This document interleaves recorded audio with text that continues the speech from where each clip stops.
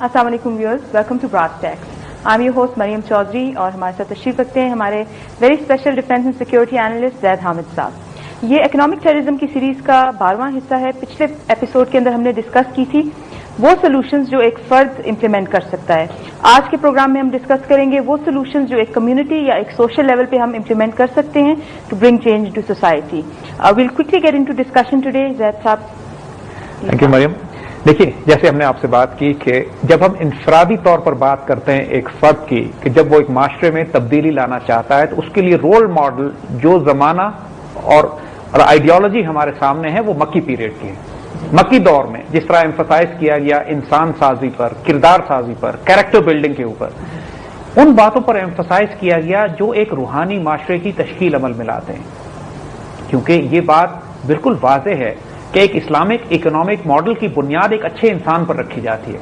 एक अच्छा इंसान अगर वजूद में ना आए, अगर सादिक और अमीन पहले इंसान ना बने तो वो नबूवत की रिस्पॉन्सिबिलिटी भी शुरू नहीं हो पाती एक इस्लामी माशरे में जिसकी बुनियाद किरदार पर है, इखलाक के ऊपर है। हमने वो तमाम स्टेप्स डिस्कस किए, वो तमाम अहकामात डिस्कस किए, वो तमाम मूव डिस्कस किए जो एक फर्द अपनी जात में इंप्लीमेंट कर सकता है और उसको इसके लिए कोई कम्युनिटी या उसको किसी हुकूमत की ताउन या मदद की जरूरत नहीं है। ज़कात देनी है हर इंसान, अपनी नियत और अपना इनिशिएटिव काफी है उसके लिए। बिल्कुल ठीक, अपनी नियत और जो अल्लाह ने अहकामात उसको दिए, अपना इनिशिएटिव। अगर कोई न करे तो वो खुद जिम्मेदार है। वो इंडिविजुअल आमाल, ज़कात देनी है, तामुल मिस्कीन का निजाम है, कफालत का निजाम है, विरासत तकसीम करनी है, अपनी जायदाद और लैंड रिफॉर्म्स के हवाले से जो मामलात हैं उनको तय करना है और अपने एसेट्स को रियल वेल्थ में कन्वर्ट करना है। ये सारे मामलात हैं जो आपको किसी से पूछने की जरूरत नहीं है, आप अपने जाती इनिशिएटिव पे कर सकते हो।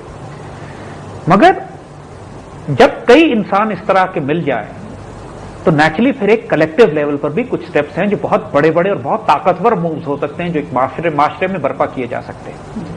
आज हम उनको डिस्कस करेंगे।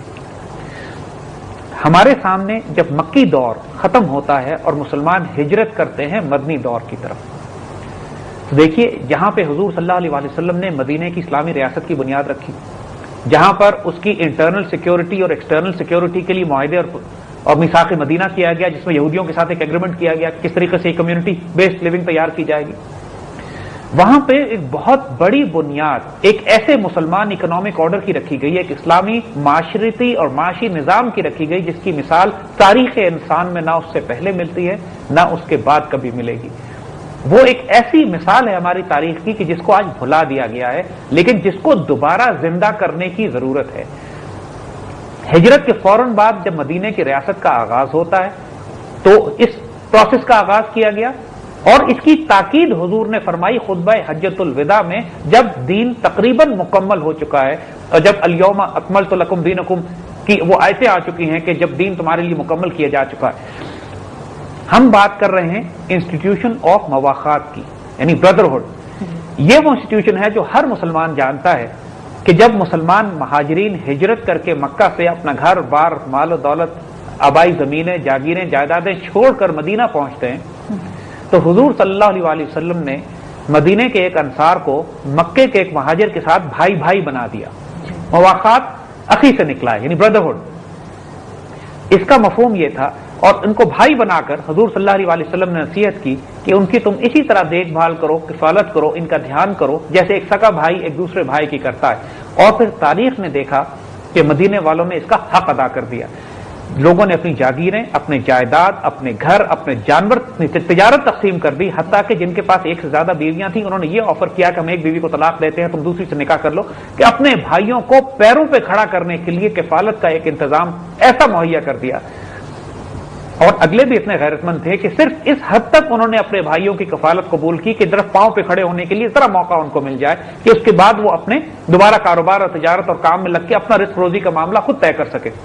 देखिए यहां दोनों बातें आती हैं।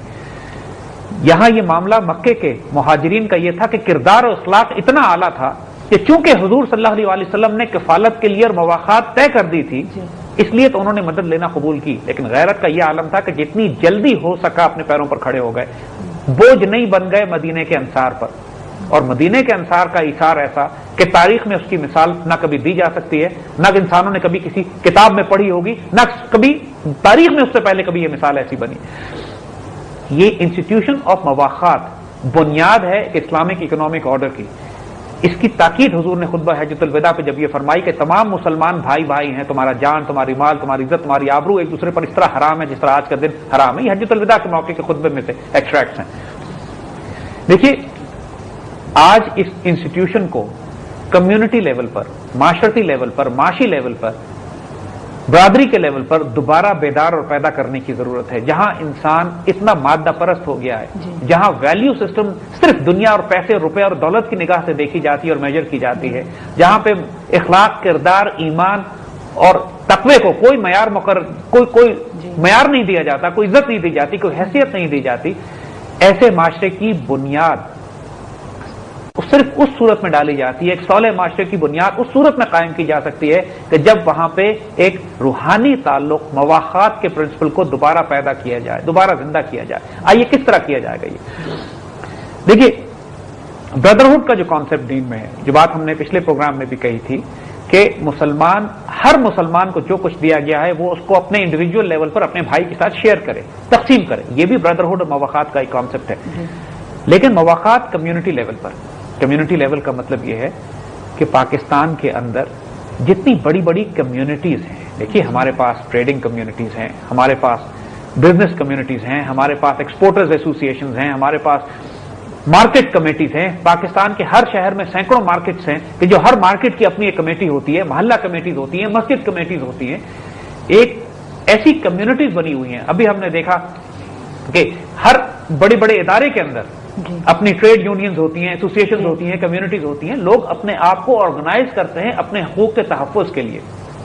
ہمارے کہنے کا مقصد یہ ہے کہ ایک ایسا تصور بھی ہو جس میں لوگ آرگنائز کریں اپنے آپ کو، معاشرے میں مواخات کے تصور کو پیدا کرنے کے لیے لوگ آرگنائز کریں اپنے آپ کو۔ اس کانسیپٹ کے لیے کیا مسجد کا یا ماسک کا استعمال کیا جا سکتا ہے کمیونٹی میں انٹیگریشن لانے کے لیے؟ جی ہم اس پہ بتائیں گے آپ کو۔ جو انسٹیٹیوشنز بنائے جائیں گے صرف مسجد ہی نہیں ہے، لیکن مسجد کا بہت بڑا رول ہوگا اس کے اندر، کہ مسجد کو صرف مسجد سے ہٹا کر ہم کو ایک مسلمانوں کا کمیونٹی سینٹر بھی بنانا ہے۔ یہ سارے کانسیپٹس ہوں گے، ہم ڈسکس کریں گے اس کو، اور یہ سب کمیونٹی بیس پہ ہیں۔ کہنے کا مقصد یہ ہے کہ جب مسلمان ایک کمیونٹی کے لیول پر اکٹھے ہو کر جب کسی چیز کو آرگنائز کریں، ان تمام پرنسپلز کو جن کو انڈیویجول لیول پر ہم پہلے ریکمینڈ کر چکے ہیں کہ انہوں نے کرنا ہے، تو اس کا امپیکٹ، اس کا اثر معاشرے میں غیر معمولی ہو سکتا ہے اور کیا جا سکتا ہے۔ یہ سارے ڈویبلس ہیں، یہ سارے وہ ایونٹس ہیں کہ جن کو کرنے کے لیے آپ کو نہ حکومت سے اجازت لینی ہے، نہ پورے معاشرے میں آپ کو کوئی بہت بڑا انقلاب لے کر آنا ہے۔ Okay, we'll continue with this discussion, Zaid Saab, but before that we have to cut to another break.